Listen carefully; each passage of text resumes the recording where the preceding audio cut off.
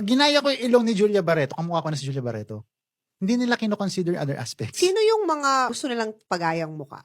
Pinaka-common, nagkaroon ng time na Liza Soberano. Taray. And Julia Barreto knows. Oh! There was a time na puro yun. They want this, they want that. So, then came Catherine Bernardo. Ano doon papagaya kay Catherine? Nose din. Puro nose to. Puro nose pinag-uusapan natin dito. Wala pang nagpagaya sa akin ng mata. Wala pang nagpagaya sa akin ng breast ng ganito. Nagpapakita ng peg, yes. Pero I don't know who's that model. Okay.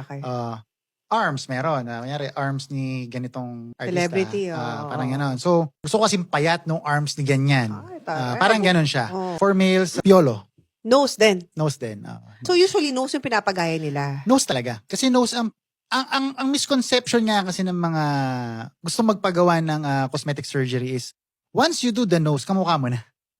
Once you do the nose, pogi ka na, maganda ka na.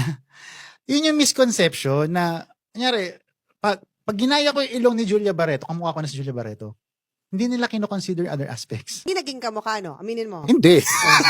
Yung ilong, malapit naman. Malapit naman. Close enough. Julia Barret lang.